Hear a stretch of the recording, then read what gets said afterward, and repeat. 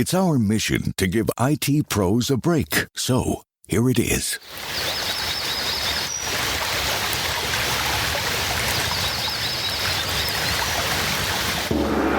We wish it was longer, but to keep saving IT pros time and money, we only paid for a 30-second ad. From racks and PDUs to backup power, Eaton and Trip Light have joined forces to bring more sanity to your day every day. Visit eaton.com/audio today. Cloudcast Media presents from the massive studios in Raleigh, North Carolina. This is the Cloudcast with Aaron Delp and Brian Gracely, bringing you the best of cloud computing from around the world. Good morning, good evening, wherever you are. Welcome back to the Cloudcast. We are coming to you live from the massive Cloudcast studios here in Raleigh, North Carolina. Hope everybody is doing well. Another, Sunday perspective show, really kind of a Sunday recap show, if you will. I got back from AWS reInvent in Las Vegas. I got back on late Thursday night. Was out there all week. Did skip the last day. But I thought I would do kind of a quick recap on kind of thoughts from the show. And, this is sort of unusual when we're going to do a kind of an all announcements recap on the Wednesday show. So I know that's something people look forward to every year. We will pull together all the announcements, do some perspective on that as well. But thought I would do kind of what was the vibe at the show? What was what did we hear talking to different people, and kind of what was the what were the big themes or the big kind of takeaways from things like keynotes and other stuff like that. So just a couple of real basic things, announced to have 50 to 60,000 attendees at the show. I think last year was around 25,000. Again, last year was still, kind of in the throes of the COVID-19 pandemic. So good to see the show bouncing back. Even if it was 50,000 or 60,000, still somewhat smaller than some of the peak years when I think we heard it got to 80 or 90,000 or something along those lines. But again, I think we've seen that, it's both a show that was literally right after the weekend of Thanksgiving here in the United States. So that's a tough travel time for people, especially if they'd been traveling with family and so forth. But also, travel in general is somewhat down. Attendance in events is somewhat down. And so, people were trying to, people always use the attendance as a gauge. We can deep dive into that more maybe at a later time, maybe at the end of the year wrap-up show. 2,300 breakout sessions. So just to put that in perspective, something like KubeCon, which we talk about as a big event on the calendar, has about 200 plus, or say 230, 250 or so breakout sessions. So 10 times as big in terms of the number of sessions, roughly 7 or 8 times as big in terms of the number of attendees. So just to kind of put that in perspective. Now there are still other big events of the year. Salesforce is a huge event. Oracle Open World's a huge event. The Microsoft events are very huge, but this is probably the biggest kind of purely cloud event that's out there. It was interesting. I'm going to kind of dive into, kind of my takes on, the keynotes and some of those things, and I'll kind of get to those after the break. But I think it was a good show. It was good to see, again, after the pandemic, people enthusiastic. I think the overall vibe was very upbeat, was very positive. There was some trepidation just given the kind of global economy and what people are doing, what companies are doing in terms of buying and spending and projects and so forth. But we'll kind of dig back into that after the break. Today's show is sponsored by CloudZero. For software-driven companies focused on growing margins, CloudZero is the only cloud cost intelligence platform that puts engineering in control by connecting technical decisions to business results. By analyzing cloud services like AWS and Snowflake, CloudZero provides real-time cost insights that help you maximize margins. Engineering teams can answer critical questions like, who are my most expensive customers? How much does this specific feature cost our business? What's the cost impact of re-architecting this application? With cost anomaly alerts via Slack, product-specific data views, and granular engineering context that makes it easy to investigate any cost, CloudZero is your complete cloud cost intelligence platform, connecting the dots between high-level trends and individual line items. Join companies like Drift, Rapid7, and SeatGeek by visiting cloudzero.com/cloudcast to get started today. That's cloudzero.com/cloudcast. Today's episode of the Cloudcast is sponsored by Datadog. Bring speed and scale to your security organization. Datadog Cloud Security Platform delivers real-time threat detection and continuous configuration audits across applications, hosts, containers, and cloud infrastructure. Built on top of the observability platform, Datadog brings Unprecedented integration between security and DevOps aligned to shared organizational goals. As a listener to the Cloudcast, you can sign up for a free 2-week trial to see for yourself how Datadog can elevate your cloud infrastructure security posture by visiting datadog.com/security-cloudcast. Sign up now and receive a free Datadog t-shirt. That's datadog.com/security-cloudcast. And we're back. And it was a good show. Kind of coming back and talking about how reInvent 2022 was. And let's kind of go through some real basic things. We talked about number of attendees, talked about number of sessions. That gives you a sense of how large the show was. We're in a different time with AWS, right? They're at $80+ billion run rate. So they're a very, very big company now in terms of, they're a very, very big group of a much larger company. But they are now at a stage where AWS is the core profit center of Amazon, of Amazon.com. They're not the largest revenue generator, but the largest profit generator. And so, it's a very different vibe that you get from Adam SELIPSKY in terms of what he presents versus what Andy Jassy used to. Andy Jassy for 10 years or so, it was from being a purely disruptor, being the underdog, being the complete change agent of what's going on there, to now, not only is AWS in a very different position in the marketplace, they are now kind of the clear leader in terms of the cloud, but also again, their role in terms of Amazon is much different than it was 10 years ago, 5 years ago. And I think that gets reflected in how things are announced in keynotes, but also just kind of throughout the show. It's very much a buttoned up organization. It's a well-run organization, but also, it's one in which they realize the importance of their role, their bigger role in, how Amazon, the company, kind of goes to market. Let's hit on a few kind of core things just in terms of, what was the vibe of the show. And I'll tell you the biggest thing, having attended a good number of the reInvents. I think there's been 10 or 11 reInvents. I've probably attended 7 or 8 of them, going all the way back to the very first one. The larger that Amazon or AWS gets, the harder it is to attend this show. And I don't mean that in a logistics sense, right? There is still the logistics of this event is spread out over 10, 12, 15 buildings, which is fine. Las Vegas is not the simplest city to get around, but it's also, not too bad. You're either, walking or riding a bus or something. That's fine. But as AWS grows, it's just harder and harder to get a central focus on the entire show, right? It's, there are multiple keynotes that are broken out, whether it's, kind of core technologies, the vision of the company, new things that are coming out, innovation, all those sort of things. But I think as you think about it in terms of quote unquote the cloud, it feels much more of back in the early days. It was defining what the cloud meant and what was possible in the cloud and sort of that sort of thing. And now it really feels like much more of what Amazon does, which is sort of the everything store.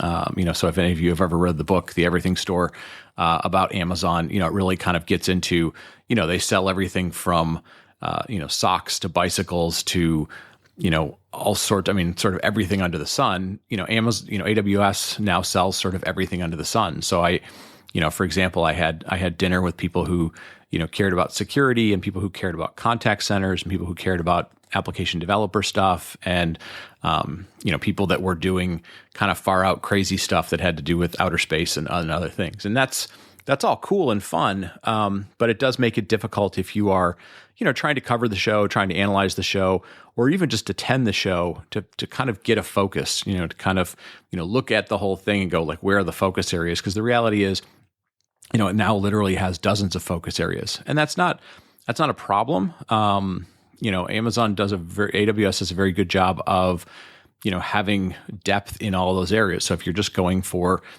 contact centers, there are lots of people who are very in depth in that space. Now that probably doesn't matter at all to you if you care about, DevOps or something along those lines. But, that's sort of the nature of larger and larger companies, right? And I think the feel I got very much this year was, AWS is a very, very large company on the order of Oracle, IBM, Cisco, Microsoft, any of those size companies, not necessarily comparing them in terms of innovation or even their maturity levels, but just in terms of, companies that get that big over time evolve. They're in a lot of different areas. It's not like, Oracle is just a database company or Cisco is, just a network routing and switching company. They do literally dozens of things, and that's partially how they get so big. So, it was definitely a feel that, we're in very big company territory now.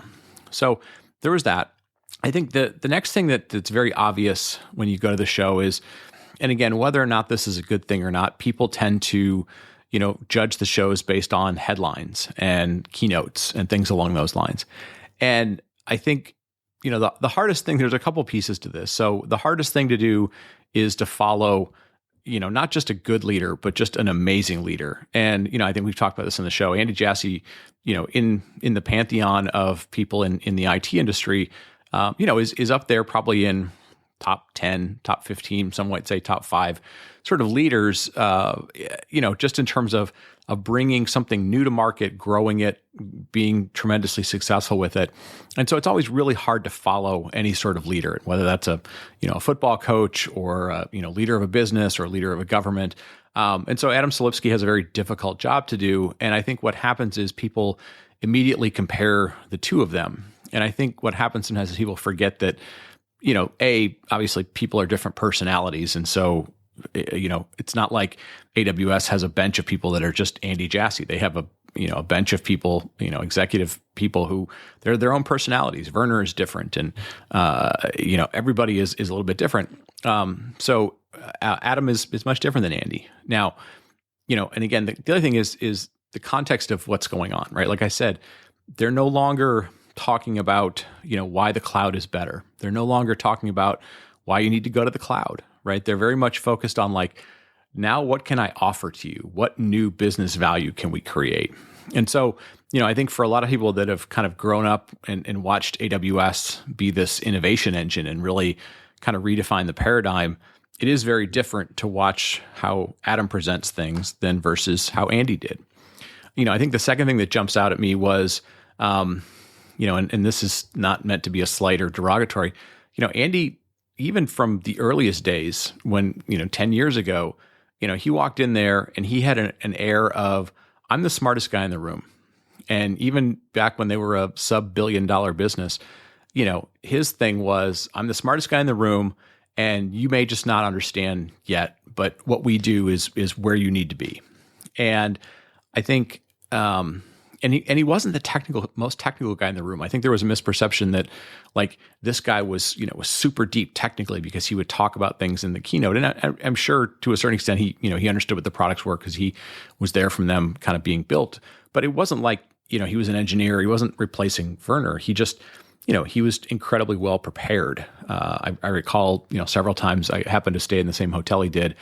We would be up at 6 a.m. at the gym, me and other people I know. I remember doing this one time with Stu Miniman when we were at the Cube, and Andy just happened to be reading his keynote notes while he was on the treadmill.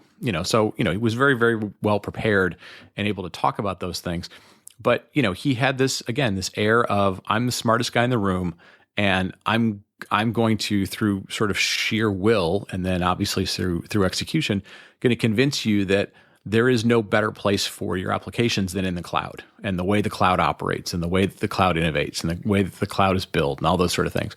And so he would spend a lot of time for a long time having to tell you why AWS was growing and why AWS was better and why, in certain cases, the competition was inferior or, what he called old guard.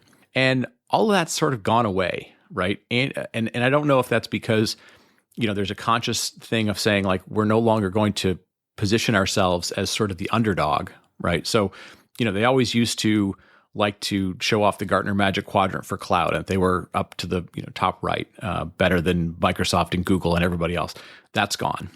They no longer show the sort of NASCAR logo slide with hundreds and hundreds of customer logos on there. That's gone. They no longer talk about things like how many price cuts they've done. They no longer talk about how many new features services they've built in a year. Like that's all gone. And And to a certain extent, like they don't even really talk about the scale of it. That gets pushed off to, a Monday night keynote or some other type of thing. So a lot of those things that used to be front and center, and maybe they were just, Andy's way of sort of, bragging to a certain extent or highlighting where they were and they needed to do that. Those are gone. Those days are sort of gone, at least while Adam's presenting. And Adam's style is very different. Adam, I don't know that public speaking or speaking in front of that many people is necessarily his forte. It's something that, I think Andy loved that. I think he kind of thrived in that. Adam has a little more of a, I'm kind of a technical, nerdy type of person, and he spends a lot of more time trying to kind of create stories, right? He has a little bit of a marketing background. I think he has actually a lot of marketing background. So he much more tries to create stories, and that's fine. Some of them come off better than others, and I think the execution of some of those can be better than others, but that's fine. But he's trying to be much more focused or less around the 600 instances of compute that are out there, and much more on solutions, right? I think he's always said, ever since he started, like, I want to focus us more on solutions. And again, a lot of this goes to kind of the, if you ever seen the picture of crossing the chasm picture, where you go from, the early adopters and cross the chasm into the mainstream. We're well into the mainstream. Well, what the mainstream audience wants, what the, lower risk tolerant people want, is things that are solutions, things that do seem to sort of solve a bunch of problems all at once for them. And so while there are, hundreds of, I think there was like 150 things announced or something like that, which is normal for reInvent, they're just not front and center anymore, because those are kind of pieces and parts, and some new capability for, Lambda, or some new capability for EKS, or some new capability for, a serverless database. But those things are no longer going to be kind of front and center and making you go, oh, wow. It's much more about, what kind of solutions can we offer to the mainstream? What more vertical offerings, what more vertical solutions, what more integrated solutions can we offer? And so, I think it's going to be a little while before, people kind of get a feel for kind of the jarring difference between how Adam SELIPSKY presents the company and how Andy presented the company. And I think, we had it in our mind for so long that Amazon was this innovation engine, and that was the thing that we always kind of expected to be front and center. We expected them to, announce things that unfortunately probably put some of the ecosystem out of business. Oh, here was this other company, and Amazon just announced a thing, and it basically, there's no chance they can compete with them anymore because of Amazon's scale or their ability to price things. Like, those weren't front and center anymore. Like, there almost felt like, almost nobody got displaced, like, from a technology perspective.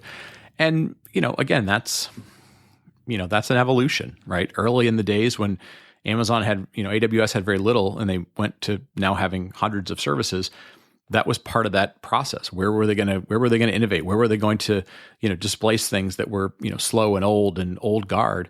That's not kind of the focus of stuff. And so I think that's the biggest takeaway that you have from Amazon. It's not that their service capabilities are less. I know people, sometimes have some complaints that it's really hard to figure out, where to focus, and, how, I can't even find things in the console anymore. There's so many services, and that's a good thing and a bad thing. But I think this is part of a long-term, evolution that, it's probably going to take 3, 4, 5 years for Adam to kind of have in place, which is, how do we focus more on solution-oriented things, because, the market has kind of moved to that point. Now, it does kind of contrast a little bit to the statement that they always make, which is, oh, it's still in the first inning, or it's still early days, or it's still day one, or whatever kind of framing they use to kind of convince the market that, hey, the size of the cloud is so enormous that it's such early days. And part of that is sort of gamesmanship, right? They're trying to convince Wall Street that, the most profitable part of Amazon has, infinite growth in front of it. And that's fair, right? There's still literally trillions of dollars of spend that happens in data centers that Amazon and others would love to see pull forward. But, so I think that's the kind of tightrope that they have to walk a little bit, in terms of, we want to on one hand, from a financial engineering perspective, a market perspective, convince the world that we're still in the first inning, that there's still literally single-digit application workloads in the cloud. But at the same time, they're also having to sort of walk this tightrope of, but there are only so many more primitives, as Brandon Wichard always likes to say, that we can add. We really have to be in the solutioning business. And typically, once you get into the solutioning business, you've kind of acknowledged that, a lot of things are much more mature. Now, again, I think both those things can be true at the same time. I think there is a desire for the cloud to be more mature. I think there are hundreds of SaaS offerings that are kind of competing against stuff that says, hey, why are you, dealing with the low-level plumbing? So I think that's going to be an interesting thing for him to kind of, walk a tightrope from. Now, let me talk about a few other just kind of perspectives that I saw from the show. And again, I would say this, if you're listening to anybody give a, synopsis summary of it, it's going to be really hard to feel like you had a great viewpoint of everything at AWS, because quite honestly, what I was able to see is probably going to be really, really different than what hundreds of other people were able to see, just depending on their perspective, on where they went into the show, what was important to them, what was not important to them, which buildings they were in, which dinners they got to go to, who they got to talk to. But I'll give you some high-level things. Definitely less competition than in the past with their technology partners. But I did hear quite a few times during conversations and dinners and things with different companies that AWS is stepping up their kind of direct competition with channel partners and with especially consulting partners. And so that's kind of a normal thing that we see happen in every industry as large companies, they look for new revenue sources and to a certain extent, like customers look to have less vendors to have to deal with, especially in more complex things. But that was the first time I've really heard that shift, right? So AWS hiring a lot of consulting people in different regions of the world, kind of pushing that their consulting maybe should be the first choice for customers versus third-party ones. A couple of other things, just kind of jumped out at me. Lots and lots of cloud cost management companies. It shouldn't surprise anybody. We've covered cloud cost management both through our sponsors of this show, as well as shows that we've had on. I think we had 4 or 5 different cloud cost management conversations this year, if not more than that. But just a lot of them. And so I think that tells us that hey, cloud spend is up, which as a high level metric is probably good, healthy for the ecosystem, but at the same time, both because of the economy where we are, and even just sometimes people trying to mature stuff, getting a better handle on your cloud spend, whether it's from a budget perspective or something else, is probably going to be a much more discussed topic. Now, whether or not the companies that are offering these cloud cost management things can drive significant cost changes, or maybe it's just awareness of cost that companies look for. That one jumped out at me just from walking around the show floor and being like, what are some of the themes that you see maybe more often than not? So I think hopefully that covers, it gives you some sense of the show. And I didn't mean this thing to be entirely about sort of an analysis of just Adam's keynote, right? So Werner had a number of interesting things, and Peter had a number of interesting things, but it's a different stage of AWS. They're a bigger company. They're not the old guard that they kind of came up against and fought against for all those years, but they look more like the scope of those old guard companies because they've gotten so big so fast and so broad so fast that what it sort of also introduces is like what sort of new innovations are we going to start seeing happening of companies that are chipping away at AWS. And I know there are tons of people who say like, right now they're invulnerable and they're really big, and the nature of our industry is that companies, very few companies last the way they have been for very long periods of time. They go through significant changes. And I don't think AWS will be any different than that, right? I think, they're sort of unique in that they are tied to such a very large mothership. We've rarely seen that in technology where, even at some tens or hundreds of billions of dollars, you were part of something even bigger. We've talked about that a lot of times on the show, but yeah, it's going to be interesting. Sort of, it feels like an inflection point for AWS, both in terms of new leadership, in terms of focus areas, in terms of balancing multiple focus areas.